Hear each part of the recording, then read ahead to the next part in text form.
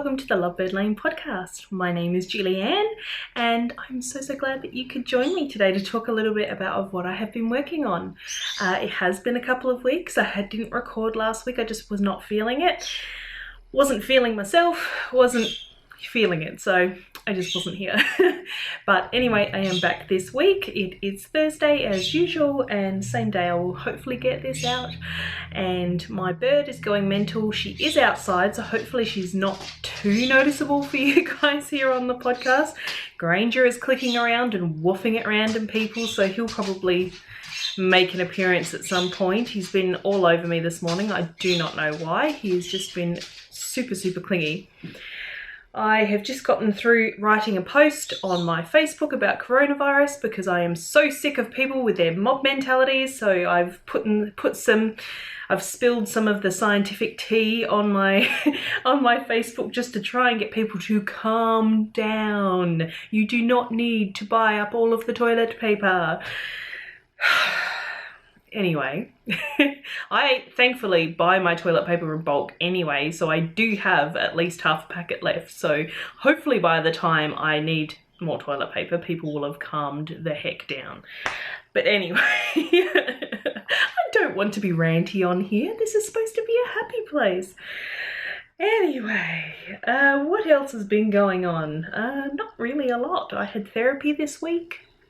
That went pretty well. I went on public transport for the first time. Usually I drive, but this week I used public transport and it was actually really peaceful, calm. A lot nicer than being stuck in traffic. Usually every time I drive to therapy, I end up having a mini panic attack in the car just because I get so overwhelmed and I have to go along 3-lane roads and I have to go around a place. If you are not familiar with it, if you are not from Adelaide, look up the Britannia roundabout in Adelaide, and I have to go through that, which is basically used to be one big roundabout, but there were so many accidents on it that they turned it into 2 roundabouts. So it is fine. I get through it fine. I'm not afraid of it. It's just you never quite know what people are going to do. So you're always a little bit on edge when you go through that roundabout just because somebody might shoot out in front of you, and you're not expecting it. So I wouldn't say it's nerve-wracking, but you just have to stay on your toes just to make sure you get through there fine. And use your indicators, people. Oh, the number of people who don't use an indicator and you think you're okay to go, but then they start driving at you and it's just like, if you'd used your indicator, I wouldn't have pulled in front of you. But anyway, more rants. I think I'm just in a ranty mood today. I think I'm feeling a little bit spicy. So hopefully this podcast will be okay. It won't just be Julianne ranting and growling about things all 20 minutes or however long this will be. Oh, goodness me. All right, I don't really know what else to talk about. Simon is sailing this weekend. He is not in the rescue boat. He will literally be sailing a boat. He is doing that with my housemate's dad. They actually used to sail together when Simon was a kid. And they are doing it again this weekend for the, state finals, I think. So that's going to be exciting. I'm going to head down on Saturday. It is a 2-day thing, but I will only go on Saturday because being out all weekend is just too much for me. With all my various quirks and mental issues.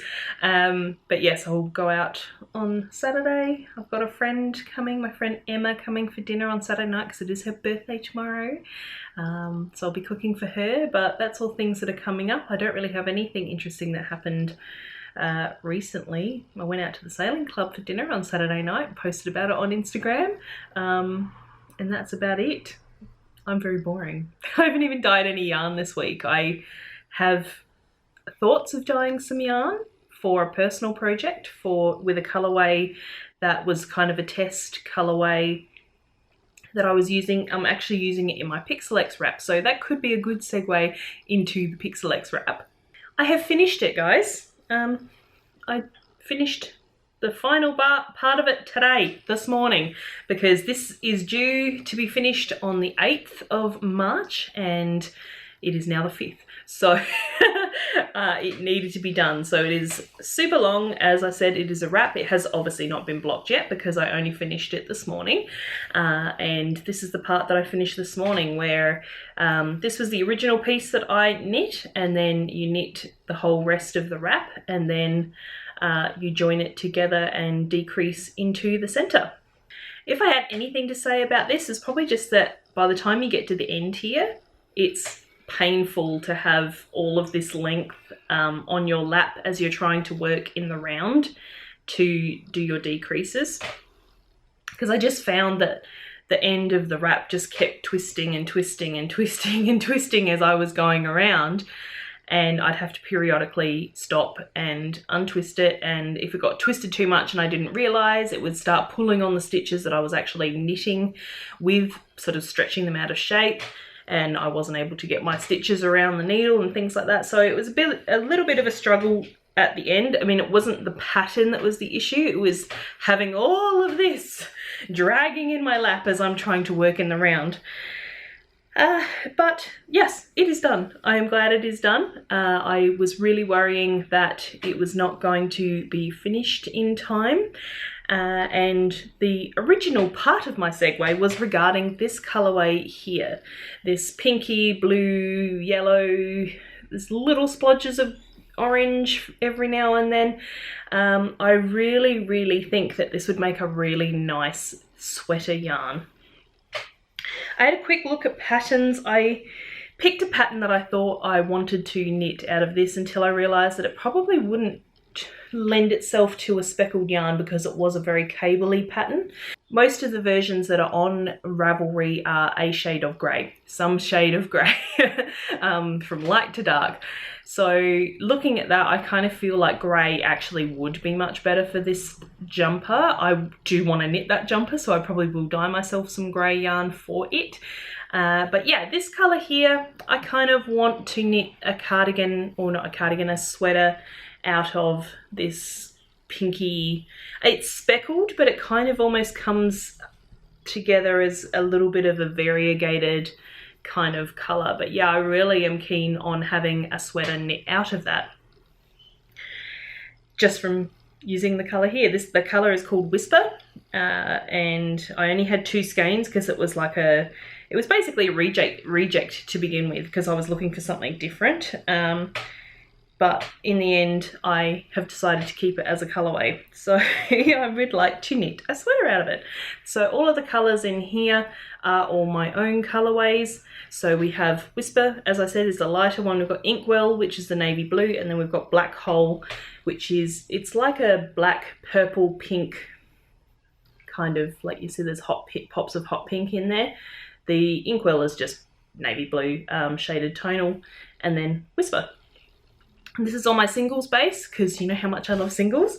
So now that I have showed this to you, this will be getting a wash this afternoon and a layout, and see if I can get this nice and stretched out so that it's not as squiggly as it looks now, and we can see the pattern a little bit better. So I'm really excited for that for this afternoon. And I have another FO, but it is not knitting related. It is spinning related. Look at the size of this skein of yarn. I have literally had this beside me on the couch for the last few days, just hugging it and squishing it. It is so soft. This is the result of my avocado dyed fibre. And it is this gorgeous pinky shade. Let's see if I can, kind of looks a little bit apricot-y in my viewfinder, but it is very much a very pale pink. And this is just, I dyed this on some, what is it called? Bendigo Woolen Mills Ready Spin, which is just their fibre. It's merino, and merino and merino cross, I think, is what Bendigo Woolen Mills is. And I did a 3-ply. It's come out at about an Aran weight, so I have 493 yards of Aran weight yarn, and I love it.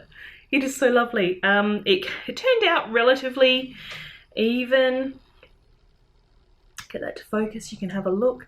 It's turned out relatively even. I'm really happy with the quality of it. It's super squishy, even though I think I said last week, because I showed, or not last week, but last time I recorded, I had the camera just freestyling it with showing you what was on the wheel, and I think I mentioned that I didn't do a very good job with the dyeing of this, that I actually felted it a little bit, and I was worried about what the ultimate yarn would turn out like, the fact that I had felted the fibre just a little, but it has turned out super soft and squishy, and I couldn't be happier with this. I am absolutely thrilled.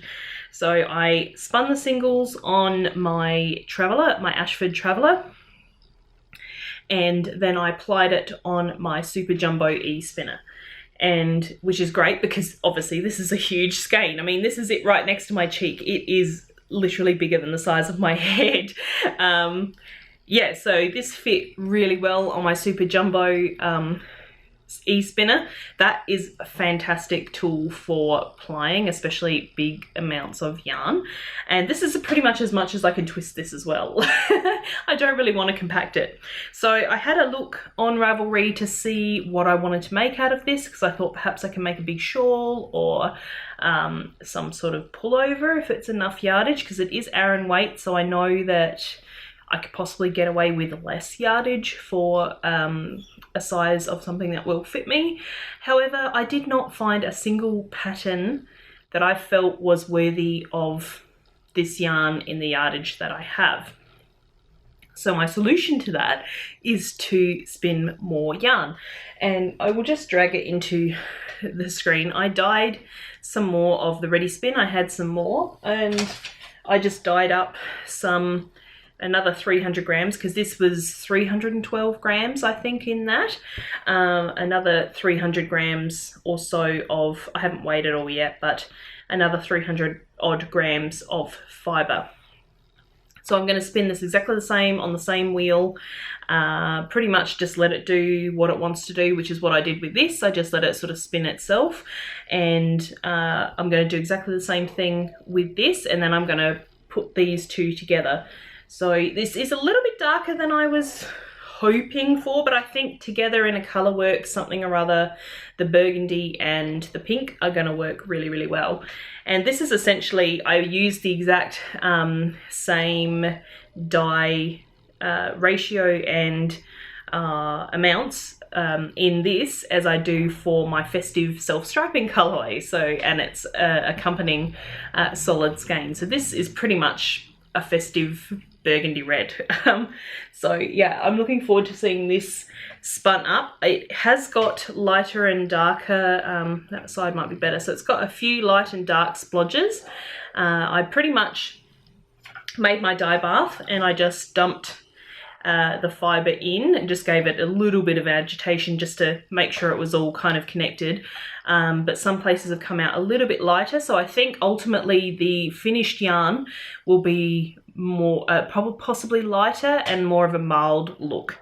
Because this is so light and delicate, like a light and delicate colour, there is differences in the yarn. It is a little bit mild, but because it is that light colour, you don't see it as much as you probably would with the burgundy. So I'm really looking forward to that. I've really been getting into my spinning lately. My knitting mojo is kind of slacking a little bit again. So I've been turning to spinning, and I've been spinning almost every day. I do have another project on my Traveller wheel, so I will do some more freestyling afterwards, showing you what I have on there.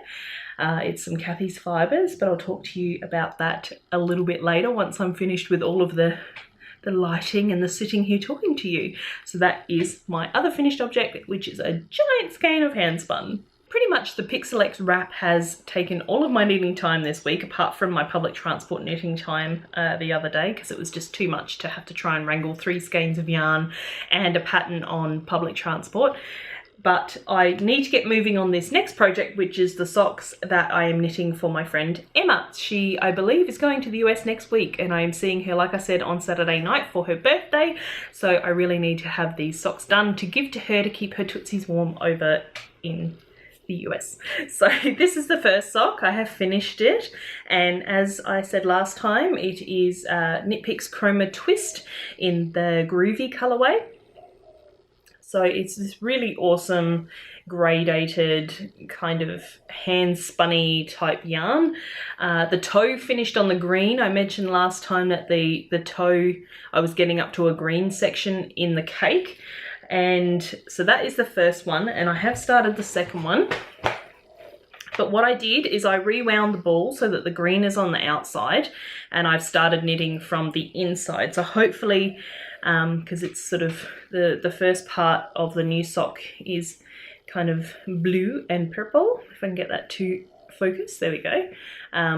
Blue going into purple, which will then obviously go into pink and orange in there, and hopefully I won't again get too much of that green, because I know that she's not a huge fan of green. She especially likes pink, so I wanted to get more of the purples and pinks in than the green.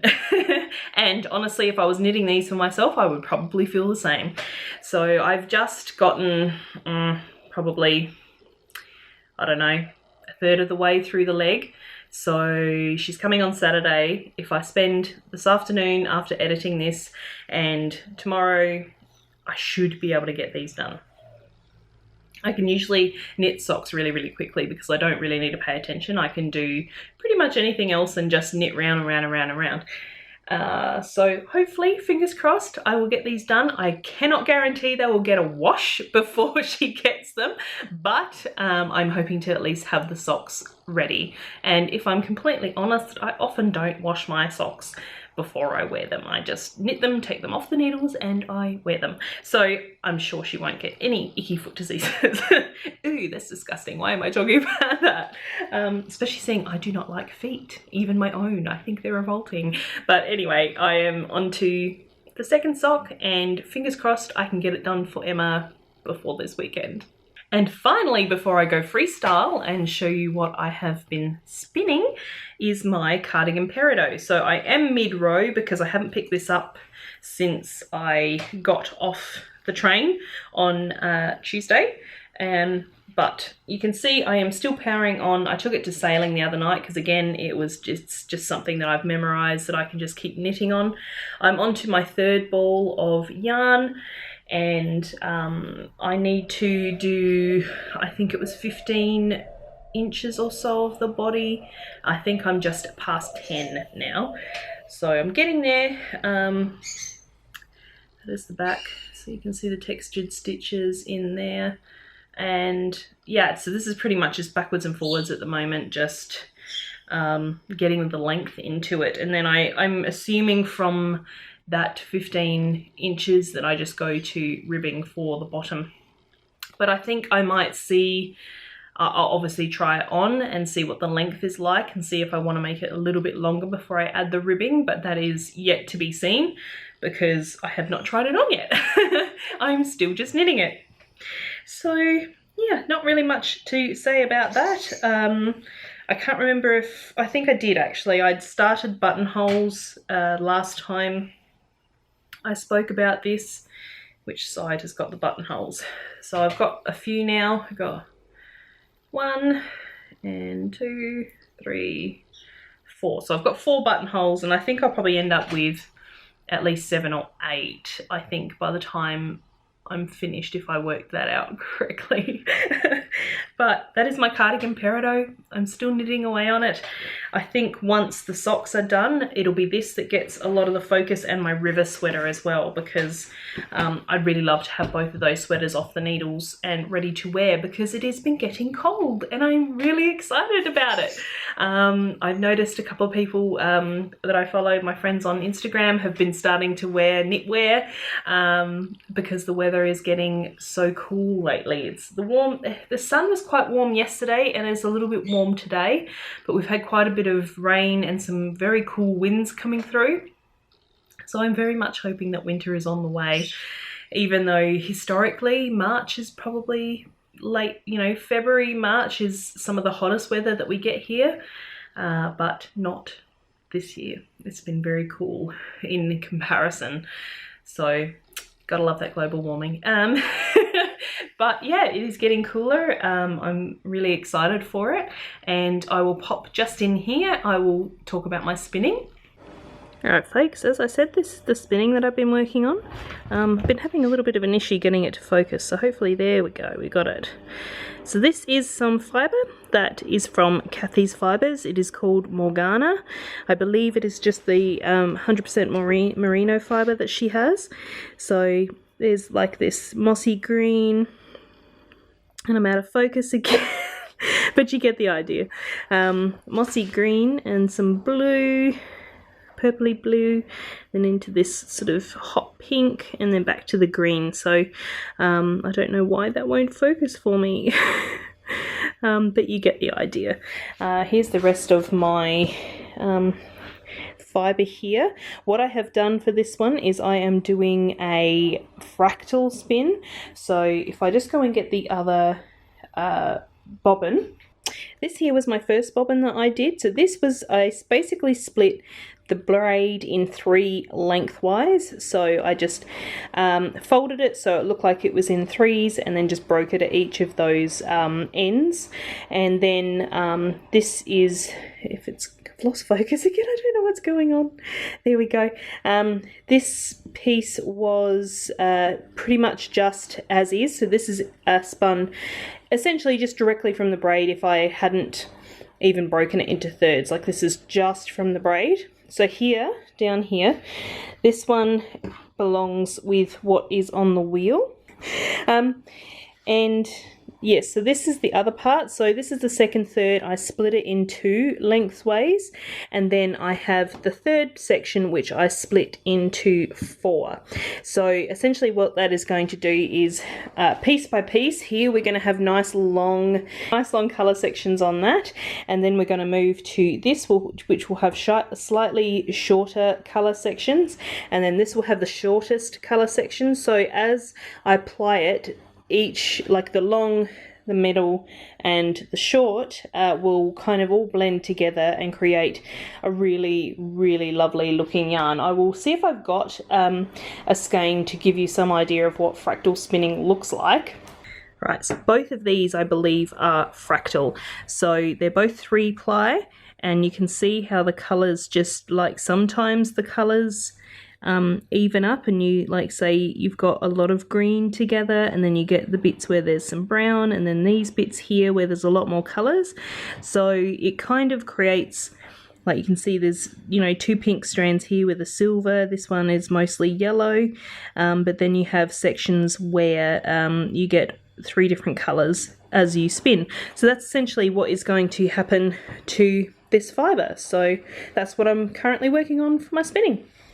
Alright, there we go. So I think I should probably leave it there. I don't like to keep you guys stuck for too long. I do like to give you a nice, quick, succinct podcast, because not only is it better for you guys, you can fit it in much more easy, and it's easier for me as well because it doesn't take quite so long to edit. So, you know, a little bit of payoff for you, a little bit of payoff for me.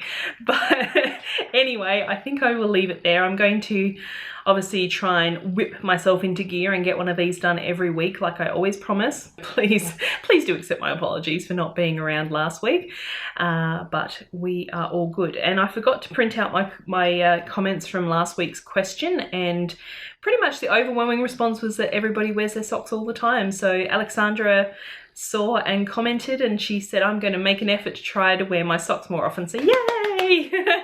Yay, Alexandra.